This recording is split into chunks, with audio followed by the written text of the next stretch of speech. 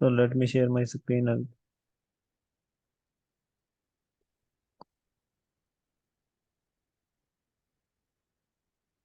So I hope all you know about the task 5. Can anyone explain about task 5?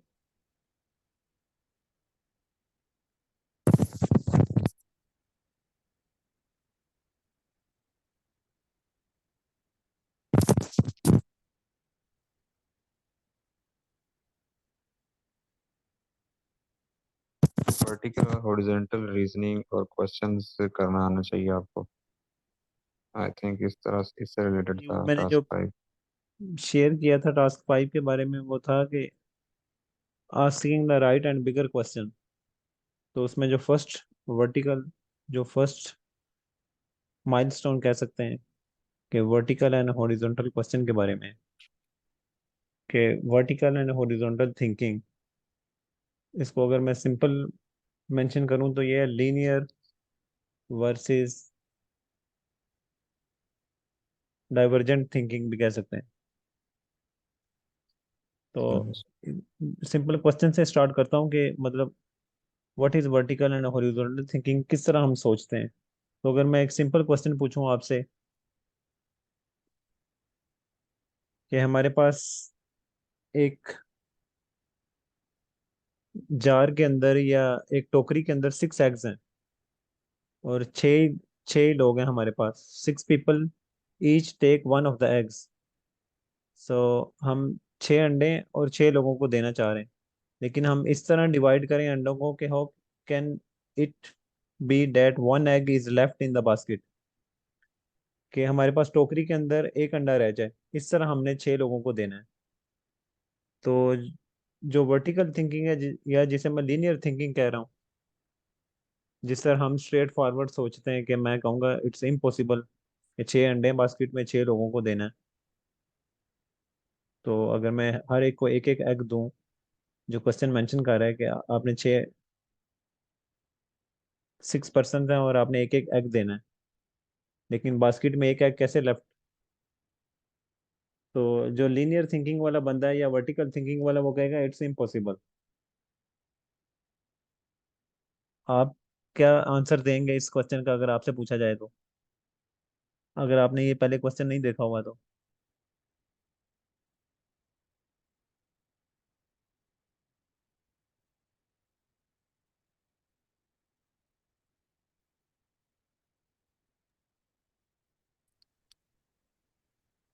जी उस्मान साहब, जो पकड़ाने वाला है या देने वाला है जी जी। वो वो इन पांचों को दे देगा। सही। और मतलब कि वही पार्टिसिपेट कर रहा है, वो दे रहा है, और लेफ्ट वन एक नहीं, बास्केट में टोटल रह जाएगा आई थिंक। आप कह रहे हैं कि पार्टिसिपेंट है और एक 5 को हमने देना है और एक वो है जो दे रहा है, ये कह रहे हैं? जी जी नहीं जी। आप, नहीं, क्वेश्चन ये नहीं है। क्वेश्चन ये है कि 6 पर्सन है और 6 मैंने देने हैं। फॉर एग्जाम्पल मैं दे रहा हूँ, तो पीछे 6 पार्टिसिपेंट्स हैं या 6 पर्सन हैं जिनको मैंने बास्केट में से एक एक एग देना है। ठीक है। तो हम दरअसल सारे ही सोचते हैं लीनियर थिंकिंग, जिसे वर्टिकल थिंकिंग भी कह सकते हैं। और नहीं, सेकंड इसका लीनियर लीनियर तो बिल्कुल हॉरिजॉन्टल नहीं कहेंगे लीनियर को। वर्टिकल थिंकिंग है स्ट्रेट फॉरवर्ड थिंकिंग, यानी जो मेरे जहन में आया क्वेश्चन मैंने वैसे ही बता दिया।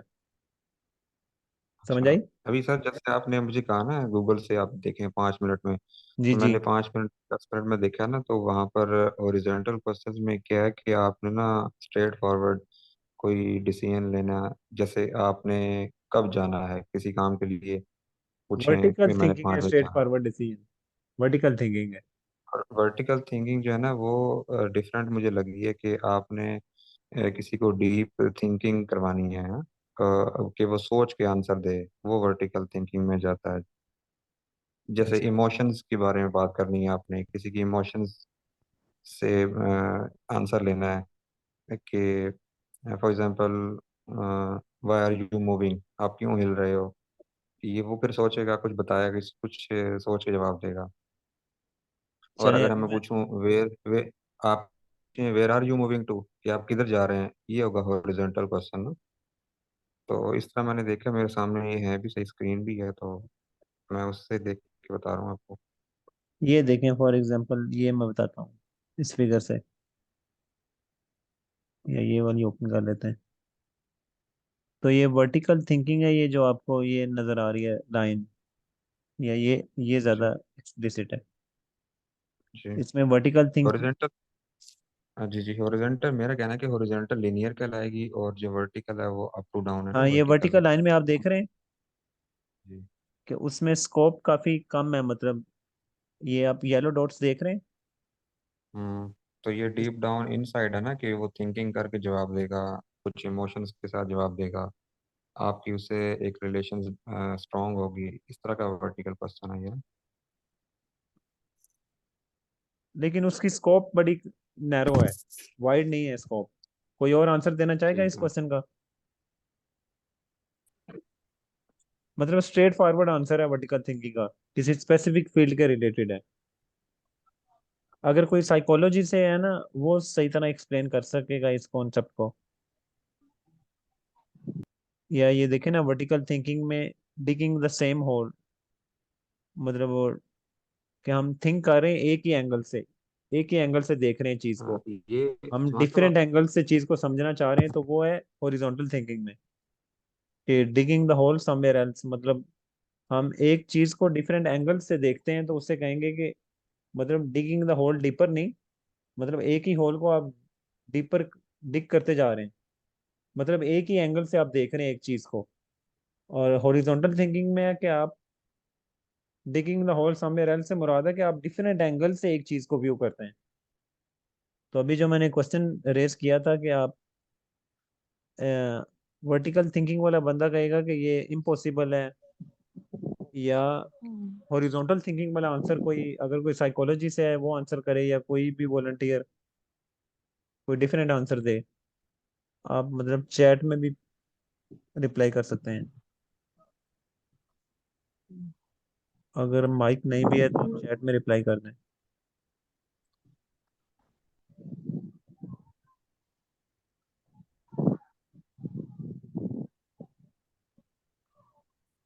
Think out of the box, horizontal thinking में हम think out of the box, some think with different angles. उसमें मतलब काफी वाइड स्कोप है हमारे पास। फॉर एग्जांपल एक ये आंसर आया, अगर कोई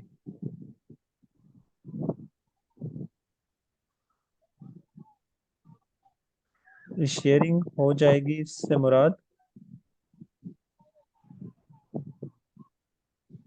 सही है। अस्सलाम अच्छा वालेकुम आप उस्मान भाई। कह रहे हैं, जी जी, वालेकुम सलाम। उस्मान उस्मान भाई, मैंने ना मीटिंग अभी ज्वाइन किया, मुझे थोड़ा सा ये रिपीट कर सकते हैं कि ये क्वेश्चन वन जो है इसका थोड़ा सा मुझे ओवरव्यू अगर मिल जाए। हम देख रहे थे कि हॉरिजॉन्टल वर्सेस वर्टिकल थिंकिंग। ठीक है। मैंने मेंशन किया है कि vertical thinking is straight forward thinking या लीनियर थिंकिंग। जिस तरह हम, हमारे सामने कोई क्वेश्चन आए तो हम स्ट्रेट फॉरवर्ड कोई आंसर दे देते हैं जो भी माइंड में आए। ठीक है। और हॉरिजॉन्टल थिंकिंग है समथिंग डाइवर्जेंट थिंकिंग, या think out of the box, ये हॉरिजॉन्टल थिंकिंग है। ठीक है। तो मैंने एक क्वेश्चन रेज किया है कि हमारे पास टोकरी में 6 एग्स हैं, और 6 पर्सन को हमने एक एक एग देना है। ठीक है। लेकिन इस तरह देना है कि टोकरी में एक एग, यानी लेफ्ट बच जाए, एक एग, एक अंडा ओके बच ओके, जाए। ठीक हो तो किस ठीक तरह हो गया, हम ठीक। डिवाइड करेंगे? ओके ठीक है, तो थोड़ा सा जो मुझे वर्टिकल सोचने थिंकिंग है या स्ट्रेट फॉरवर्ड थिंकिंग है, वो कह रहे हैं कि इम्पॉसिबल है। या बिल्कुल हम सही हो गया। या हम एक आंसर आया कि हम शेयरिंग कर लेते हैं, मतलब दो हम्म। बंदे एक एग को शेयर कर लें। लेकिन वो क्वेश्चन ये नहीं है, क्वेश्चन ये है कि हर पर्सन को एक एग देना है। ओके ओके, ठीक हो और गया, इस ठीक हो तरह गया। देना है बेसिकली कि ये ब्रेनस्टॉर्मिंग में आ जाता है कि आप एक सिचुएशन में हैं, उसको आप आउट ऑफ द बॉक्स कैसे सोच सकते हैं, कि चीज़ें कैसे इसमें और क्या क्या इसमें चीज़ें ऐड ऑन हो सकती हैं। जी, मतलब स्ट्रेट फॉरवर्ड थिंकिंग नहीं, think out of the box, something divergent thinking, कुछ डिफरेंट आंसर सोचें। ठीक हो गया, ठीक हो गया। चलें, थोड़ा सा टाइम दें, थोड़ी सी रिसर्च करने के बाद फिर 30 जो है सेकंड ले लें इंशाल्लाह। आप। Okay okay fine.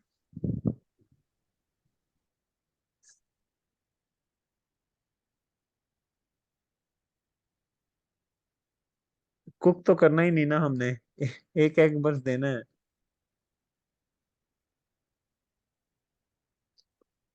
आप पर्सन्स को मूव भी नहीं कर सकते, आपने 6 पर्सन्स को एक एक एग देना है। Think something different. 30 सेकेंड्स हम दे देते हैं, ये न्यू पार्टिसिपेंट आया है।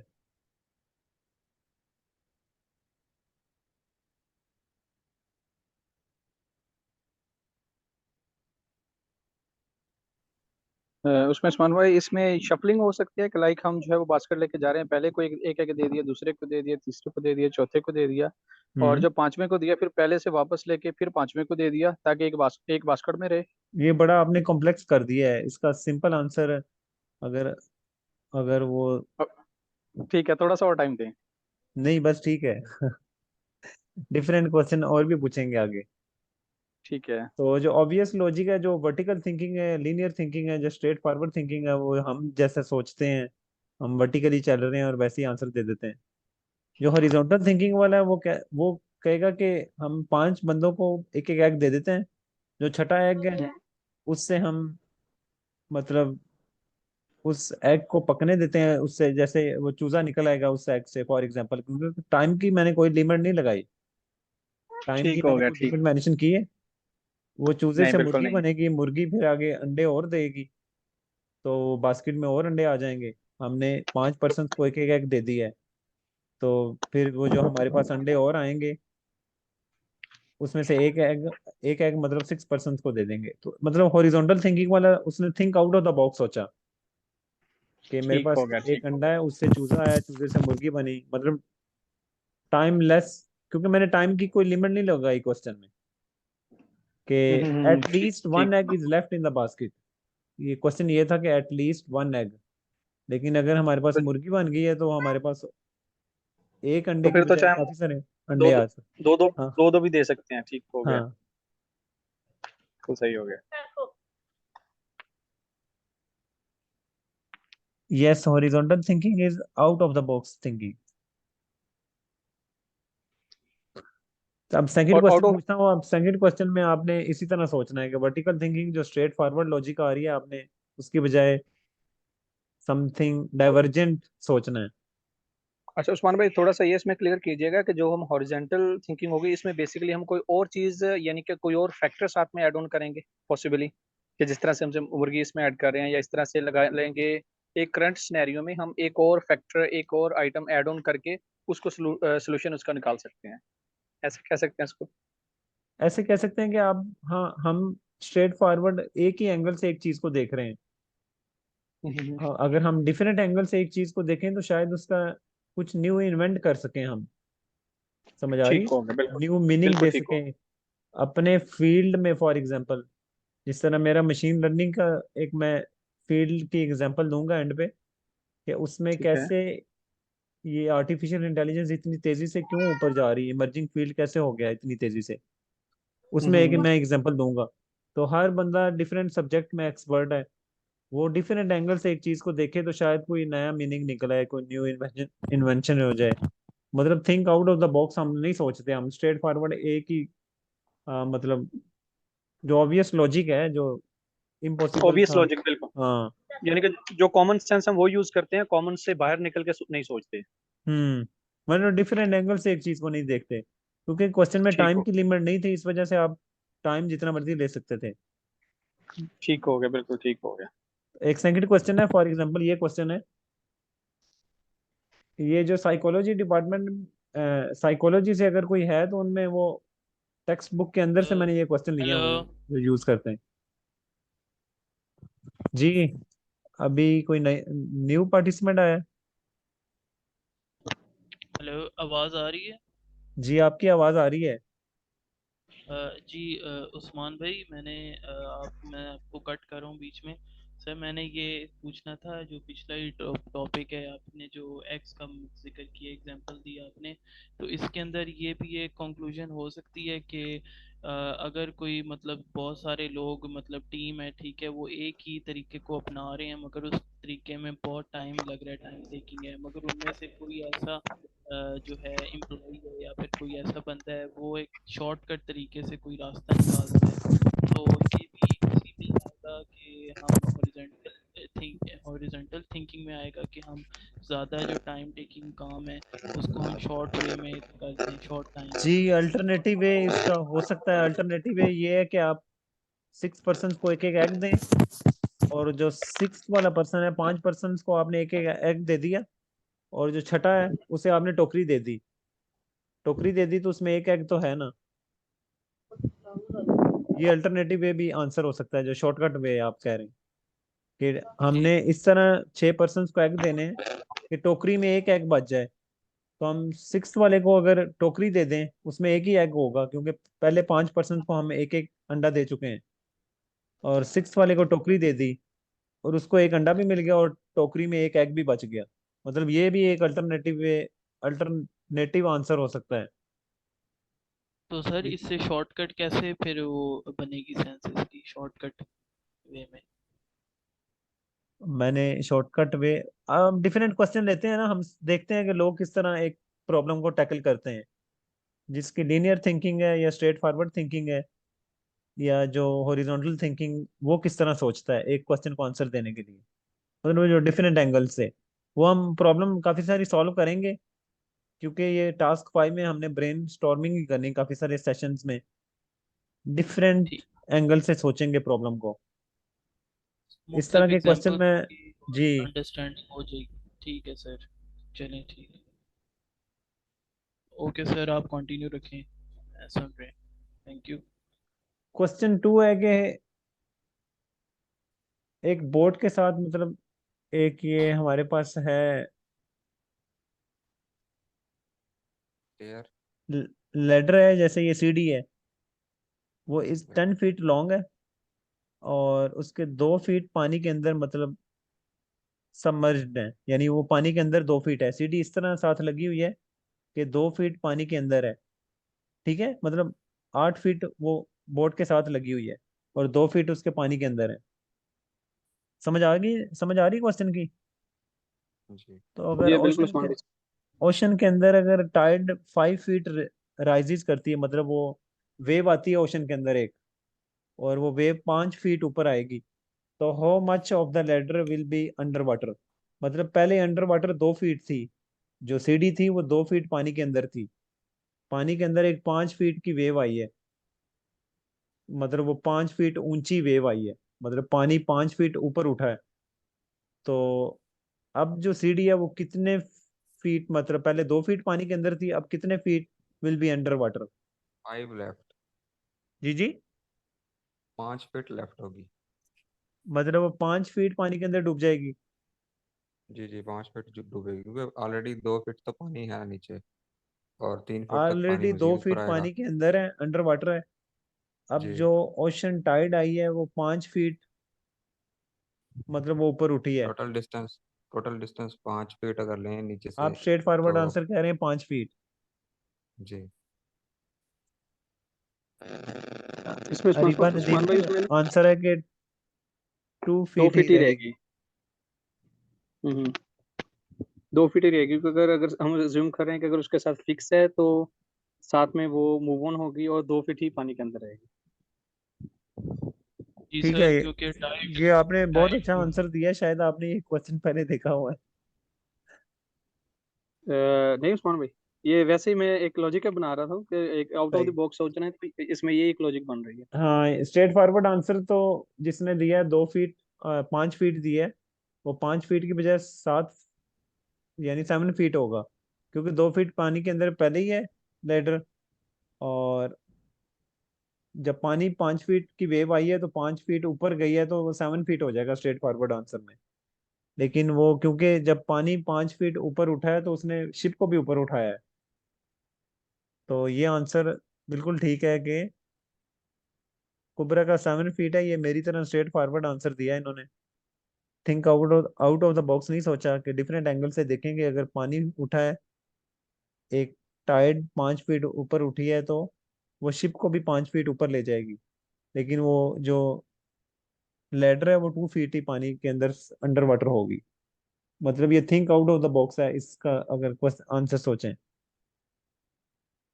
इसकी समझ आ गई सारों को? ये सर टाइड आप कह रहे हैं ये डेफिनेटली ये तो नहीं हो सकता इसने 5 फीट ऊपर ही लेके जाना है शिप को। हम्म। साइड से एक आ रही है वो टकरा भी तो सकती है उससे, जरूरी तो नहीं कि शिप ऊपर भी उठेगा। ठीक है, वो आप कह रहे हैं कि वो वेव के अंदर जो अप्स एंड डाउन्स होते हैं, हाँ आप जी। उस एंगल से सोच रहे हैं। हाँ ठीक है, ये बिल्कुल डिफरेंट थिंकिंग है, हम डिफरेंट एंगल से एक चीज को देख रहे हैं। इसके काफी सारे आंसर हो जी सकते हैं, एक स्ट्रेट फॉरवर्ड आंसर है और एक डिफरेंट एंगल से हर बंदा आंसर दे रहा है। तो ठीक है, हॉरिजॉन्टल थिंकिंग में इसी तरह है कि आपने मतलब वो डाइवर्जेंट थिंकिंग है कि उसकी स्कोप काफी वाइड है, डिफरेंट आंसर से आप डिफरेंट एंगल से एक आंसर दे रहे हैं एक डिफरेंट प्रॉब्लम का। सिनेरियो हो सकते हैं। जी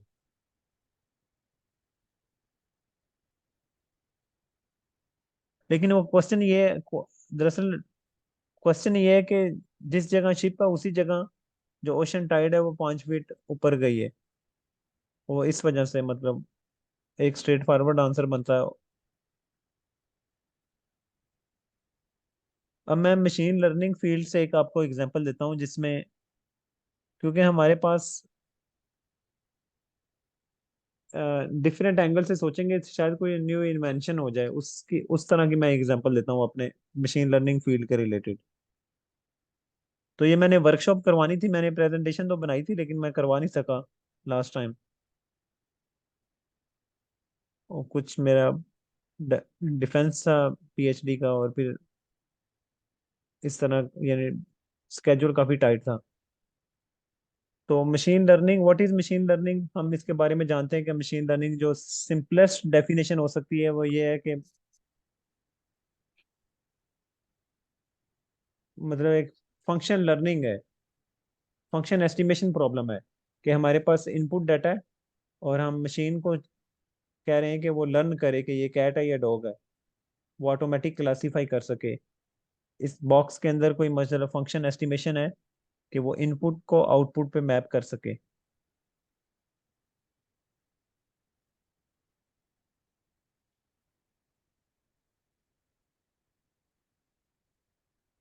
ये मशीन लर्निंग के रिलेटेड कोई क्वेश्चन था आपका?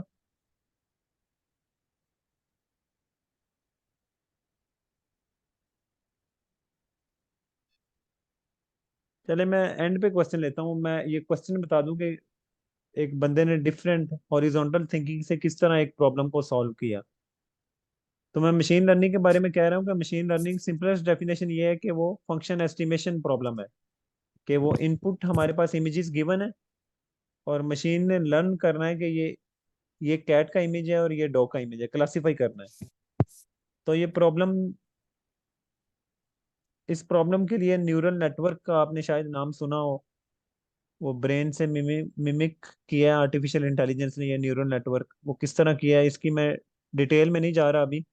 तो neural network is a simple choice to represent functions, लेकिन इसको मैं बाद में आता हूँ इस पे। अब ये इमेज है, ये डॉग का इमेज है, लेकिन कंप्यूटर इसको किस तरह देख रहा है। ये जो राइट साइड पे आपको एक रे नजर आ रही है ना, इनपुट वेक्टर नजर आ रहा है, जी कंप्यूटर को ये वेक्टर नजर आ रहा है। हमें तो इमेज नजर आ रहा है ना, लेकिन कंप्यूटर क्योंकि सिर्फ उसे ये वेक्टर नजर आता है। क्यों नजर आता है कंप्यूटर को वेक्टर, कोई बता सकता है? ये कंप्यूटर को हम जब एक चीज ये इमेज पास करते हैं तो उसे ये इस वेक्टर की फॉर्म में या मैट्रिक्स की फॉर्म में नजर आता है। कोई बता जीरो सकता है वन क्यों? जीरो और वन की फॉर्म में वो रीड क्योंकि करता है कुछ चीज़ों को। जी हाँ, बाइनरी उनका वो है सिस्टम। हाँ कंप्यूटर की लैंग्वेज बाइनरी बाइनरी। है, उसके अंदर मिलियंस ऑफ ट्रांजिस्टर्स हैं। अगर मैं सिंपल लैंग्वेज में किसी को, बच्चे को अगर कंप्यूटर का समझाना चाहूँ कि कंप्यूटर की लैंग्वेज बाइनरी है 1 0, तो कैसे मैं एक छोटे बच्चे को कैसे बताऊंगा? कोई भी एक पॉइंट सेंस हो गया तो वन, अगर कुछ नहीं है तो जीरो। तो फॉर बेसिकली ये एग्जांपल ऑन ऑफ का मैं सिस्टम है, ऐसे हाँ होगा। फॉर एग्जांपल कंप्यूटर पे, ये लैपटॉप पे मेरे पास फॉर एग्जांपल 128 बटन्स हैं। तो मैं ए प्रेस करता हूँ, कंप्यूटर को कैसे पता चलता है कि ए प्रेस किया है, बी प्रेस किया है, सी किया है, डी किया है? कैसे पता चलता है? अगर आपने एक बच्चे, छोटा बच्चा है, वो कह रहा है कंप्यूटर की लैंग्वेज बाइनरी है, उसे ये 1 का पता है या 0 का पता है, तो मैं ए प्रेस करता हूँ, कंप्यूटर को कैसे पता चलता है ए प्रेस किया है? मैंने 1 2 3 4 9 डिजिट्स हैं, मैं 9 प्रेस करता हूँ, कंप्यूटर को कैसे पता चला इसने 9 प्रेस किया है?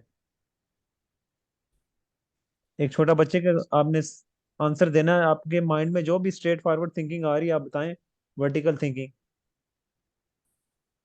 उसमें बेसिकली ये हो रहा है कि हम जो वन है उसको आगे वो यानी कि डी कोड करेगा बाइनरी में 0 1 के फॉर्म में। इसी तरह से हम्म। टू है, टू का लेट्स सपोज के टू को वो 0 0 1 अगर उसको ले रहे हैं, तो जीरो हम्म। जीरो वन कंप्यूटर वन को अज्यूम करेगा कि ये 0 0 1 है, क्योंकि वो कन्वर्ट करेगा उसको, एक लगा लें एक डिजिट को, उसको बाइनरी में शिफ्ट करेगा।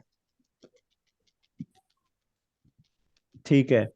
वो कंप्यूटर के अंदर जो मिलियंस ऑफ ट्रांजिस्टर्स मैं कह रहा हूँ, वो फॉर एग्जांपल सिंपल बच्चे के लिए वो मिलियंस ऑफ बल्ब्स हैं। मतलब कंप्यूटर ठीक के हो अंदर गया। अगर अगर 8 बल्ब लगे हो ना, वैसे तो मिलियंस ऑफ बल्ब ट्रांजिस्टर्स हैं, मिलियंस ऑफ बल्ब्स हैं एक सिंपल बच्चे के लिए। वो मैं फॉर एग्जांपल एसटी कोड में आपको दिखाना चाह रहा था कि अगर मेरे पास कंप्यूटर के अंदर 8 बल्ब हो ना, तो मैं पूरे कीबोर्ड को रिप्रेजेंट कर सकता हूँ। फॉर एग्जांपल ये 8 बल्ब है मेरे पास, तो 96, इसमें ये देखें, ये ए लेटर है कंप्यूटर के कीबोर्ड के ऊपर, और ये मेरे पास 8 बल्ब लगे हुए हैं। तो 8 बल्ब को ऑन ऑफ करके डिफरेंट कॉम्बिनेशन से कंप्यूटर को पता चलता है ये ए है। अगर कॉम्बिनेशन इस तरह हो कि पहला बल्ब ऑफ हो, दूसरा ऑन हो, और सेकंड लास्ट भी ऑन हो, तो कंप्यूटर समझेगा कि बी प्रेस हुआ है। ये मतलब जो सिंपलेस्ट 8 ट्रांजिस्टर्स हैं या 8 बल्ब हैं, बच्चे को बल्ब बता के आप आसानी से समझा सकते हैं कि अगर 8 बल्ब हैं तो कंप्यूटर समझ जाएगा बी प्रेस हुआ है, और अगर ये कॉम्बिनेशन है तो कंप्यूटर को पता चल जाएगा सी प्रेस हुआ है। और इस तरह, ये तो मैंने डिफरेंट साइड पे निकल गया, लेकिन मैं अभी एग्जांपल ये बता रहा था कि मशीन लर्निंग में अगर आप इस इमेज को थोड़ा सा शिफ्ट दें ना, तो आप इनपुट इनपुट वेक्टर को देखें, वो टोटली चेंज हो गया है। समझ आ रही? जी बिल्कुल समझ आ रहा है इसमें। एक डॉग का इमेज है, उसे मैंने थोड़ा सा शिफ्ट दिया है तो वो वेक्टर टोटली चेंज है। अगर इसको मैं थोड़ा सा और शिफ्ट दूं तो वेक्टर और चेंज हो जाएगा। इसको मैं रोटेट करूं, वेक्टर और चेंज हो जाएगा।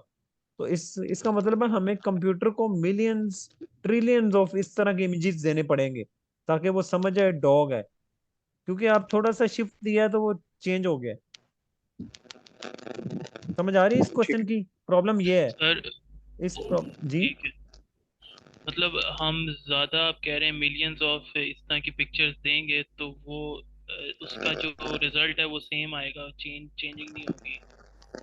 हाँ, अगर कंप्यूटर को आप हर इमेज दिखा दें जिसमें आपने थोड़ा सा शिफ्ट भी दिया है, रोटेट भी किया है, इस तरह के काफी सारे इमेजेस कंप्यूटर को देने पड़ेंगे।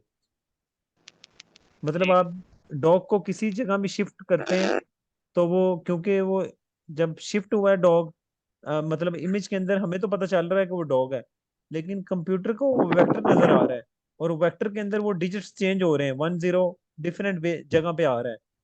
तो कंप्यूटर के लिए वो डिफरेंट इमेज है। इस प्रॉब्लम को मशीन लर्निंग लैंग्वेज में कर्स ऑफ डिमेंशनलिटी कहते हैं हम। तो एक हॉरिजॉन्टल, ये वर्टिकल थिंकिंग से प्रॉब्लम सॉल्व कर रहे थे लोग, इस वजह से वो मशीन लर्निंग के अंदर स्ट्रेट फॉरवर्ड थिंकिंग से उन्होंने कहा ये प्रॉब्लम तो सॉल्व नहीं हो सकती।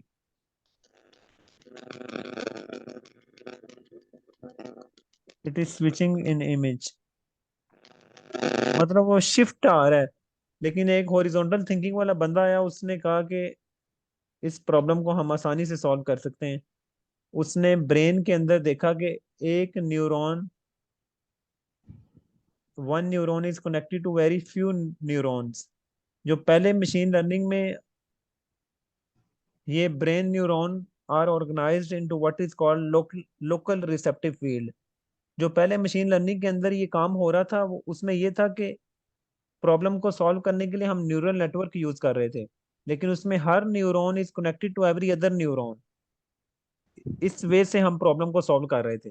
इस वजह से मशीन लर्निंग 1992 में, मतलब उसमें काफी सारी प्रॉब्लम सॉल्व 90, मतलब ये 20 से पहले 2015 आई थिंक 2013 में आके आर्टिफिशियल इंटेलिजेंस एक इमर्जिंग फील्ड बन गया। उससे पहले उसमें डार्क एज थी आर्टिफिशियल इंटेलिजेंस के लिए। लेकिन 1990 में किसी ने सोल्यूशन दिया था, लेकिन उन्होंने कहा ये प्रॉब्लम तो इम्पॉसिबल है, ये सॉल्व नहीं हो सकती। कंप्यूटर को इतने ट्रिलियंस ऑफ इमेजेस दिखाने पड़ेंगे, ये शिफ्ट इन वेरिएंस की प्रॉब्लम है अगर फॉर एग्जांपल। तो फिर आके किसी ने हॉरिजॉन्टल थिंकिंग से सोचा कि ब्रेन के अंदर neuron, every neuron is not connected to every other neuron. लेकिन ये अगर आप राइट फिगर में देखें तो ये न्यूरॉन है। राइट फिगर में एक न्यूरॉन नजर आ रहा है आपको, ग्रीन वाला। ये सारे न्यूरॉन से कनेक्टेड नहीं है, it is connected to very few neurons. जी समझ सर। आ रही है इस हाँ प्रॉब्लम सर। की? उसने एक डिफरेंट थिंकिंग से ब्रेन से मिमिक किया कि जिस तरह ब्रेन के अंदर एक neuron is connected to very few neurons. तो उससे मतलब कन्वोल्यूशनल न्यूरल नेटवर्क क्या आया, उसकी मतलब कंप्यूट कॉस्ट काफी कम थी, उससे मतलब आगे सारी कंप्यूटर विजन चेंज होगी। तो ये तो मैं एक आपको एग्जांपल दे रहा था कि हॉरिजॉन्टल वर्सेस वर्टिकल थिंकिंग, कि किस तरह एक पूरा फील्ड उसने चेंज कर दिया है। कंप्यूटर विजन का फील्ड एक छोटे से, मतलब उसने डिफरेंट एंगल से सोचा। उसने वो एंगल का व्यू इस ब्रेन से लिया, मतलब ब्रेन की स्टडी से। ये एक हुबल एंड विजल को नोबेल प्राइज भी मिला है इस स्टडी की बेस पे, कि ब्रेन के अंदर किस तरह neuron are connected to very few neurons. तो उससे ये लिकन है आर्टिफिशियल, जिसने कन्वोल्यूशन न्यूरल नेटवर्क को मतलब डिस्कवर किया है। तो अब मैं उसकी डिटेल में नहीं जाऊंगा, क्योंकि हमारा टॉपिक ये है वर्टिकल एंड हॉरिजॉन्टल हाँ सर। थिंकिंग। इसमें किसी और का कोई क्वेश्चन है तो मतलब डिस्कस कर लेते हैं, या मैं ग्रुप के अंदर कुछ क्वेश्चन शेयर करूंगा इसी पे ही। तो उसका एक वर्टिकल थिंकिंग की बेस पे एक आंसर होगा और एक हॉरिजॉन्टल थिंकिंग की बेस पे आंसर होगा। सुना सर, क्वेश्चन है जी। मेरा। क्वेश्चन इस तरह के मुझे जैसे समझ ना आई हो आपकी बात की, जैसे इमेज इंसान तो डिटेक्ट कर लेता है ना, ये एक डॉग का इमेज है, तो जी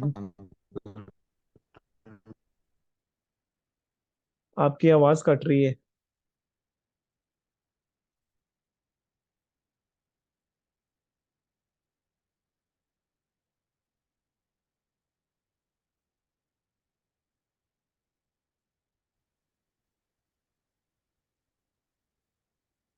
समझ आई मेरे सवाल की?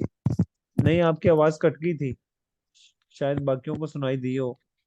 जी मैं पूछना चाह रहा हूँ, जैसे ह्यूमन को तो एक उसका इमेज देख के पता चल जाएगा ना कि ये डॉग है। जी तो कंप्यूटर के लिए डिफरेंट लोकेशन जो आपने चेंज किए हैं, जी जी। स्विचिंग की है, उसमें डिटेक्ट करने का उसके जो सिग्नल्स चेंज हो रहे थे, क्या हम्म। उसको मेमोराइज करवाने के लिए, एक मशीन को मेमोराइज करवाने के लिए क्या ये सारे स्विचिंग करवाना मस्ट ज़रूरी है क्या? जो है ना उसको हर एंगल से वो इमेज को डिटेक्ट करेगा, फिर उसके पास एक इमेज पूरा सेव होगा डॉग का, इसलिए ज़रूरी था ये सारा स्विचिंग करवाना? स्विचिंग से मुराद है वो शिफ्ट जो मैं दे रहा था। हाँ, इमेज को आप थोड़ा सा भी शिफ्ट दें या रोटेट करें या कुछ भी करें, एक ह्यूमन तो आइडेंटिफाई कर लेगा कि ये डॉग है या कैट है। लेकिन कंप्यूटर को वेक्टर नजर आ रहा हम्म। होता है, वो वन और जीरोस, मतलब वो बल्ब्स ऑन या ऑफ की फॉर्म में नजर आ रहे होते हैं, या उन्हें ट्रांजिस्टर्स कहते हैं। तो कंप्यूटर के लिए वो डिफरेंट मैट्रिक्स है या वेक्टर है। तो उस वो थोड़ा सा भी शिफ्ट है इमेज के अंदर, रोटेट है, या उसका टिल्टेड एंगल है, आपने इमेज टिल्टेड एंगल से लिया है, या डिफरेंट इमेज है, मतलब वो इमेज स्ट्रेट फॉरवर्ड नहीं है, तो कंप्यूटर को हर इमेज आप शो करवाना पड़ेगा। क्योंकि वो तो एक मशीन है ना, उसे आपने ट्रेन करवाना है कि ये डॉग के इमेजेस हैं और ये कैट का इमेजेस है। लेकिन वो जो कन्वोल्यूशनल न्यूरल नेटवर्क जो मैंने एग्जांपल दिया, एक बंदे ने डिफरेंट एंगल से सोचा कि उसने फिर आगे लोकल फिल्टर की एग्जांपल दी, उसमें आपका इमेज अगर टिल्टेड भी है, रोटेटेड भी है, शिफ्टेड भी है, तो वो आइडेंटिफाई कर लेगा। कंप्यूटर को आपको एक ही इमेज शो करवाना है। उसकी वजह से कंप्यूटर विजन फील्ड मतलब इतना आगे सही। चला गया है। वो मतलब मैं तो एग्जांपल दे रहा हूँ हॉरिजॉन्टल वर्सेस वर्टिकल थिंकिंग में। लेकिन अगर आप ये समझना चाह रहे हैं कि कंप्यूटर किस तरह वो लर्न करता है, तो वो मतलब मशीन लर्निंग की या कंप्यूटर विजन की वर्कशॉप कोई अरेंज करेंगे, उसमें बताऊंगा। वो शायद जुलाई के एंड पे मैं अरेंज करूं कि मतलब जो नई वे से अगर कोई चीज बतानी है, छोटे बच्चों को बतानी है, जिस तरह कि कंप्यूटर किस तरह लर्न करता है, तो वो एक आसान एग्जांपल में सिंपल लैंग्वेज में बतानी पड़ती है। तो उसके लिए प्रेजेंटेशन में काफी मतलब मेहनत करनी पड़ती है, हार्डवर्क करना पड़ता है कि उसे मतलब मैं एनिमेशन के थ्रू बता सकूं। अगर वो मेरे पास कोई अगर ठीक। एनिमेशन हो तो मैं शायद दिखा दूं, लेकिन शायद नहीं है। ठीक होगा उस्मान भाई, मेरे ख्याल से हमें इसको कैरी ऑन करना चाहिए, क्योंकि हमारा जो मेन टॉपिक है तो हमें उसको कवर करना चाहिए। ये इसमें हमें ये एक आइडिया हो गया है कि वर्टिकल और हॉरिजॉन्टल कैसे वर्क करती हैं। एक है कि आपने सिंपल जो आपके फर्स्ट इंप्रेशन में लॉजिक आ रही है, एक है कि हाँ आप आउट ऑफ द बॉक्स उसमें देख रहे हैं कि अच्छा इसमें ये सोल्यूशन भी हो सकता है, ये इसमें सिनेरियो चीज ऐड कर दें तो उससे ये आगे उसका सोल्यूशन निकल आएगा। बिल्कुल। ठीक हो। मतलब एक डिफरेंट वे से आप सोचें तो उसमें शायद कोई न्यू इन्वेंशन हो जाए। जिस तरह मैंने अभी मशीन लर्निंग की एग्जांपल दी है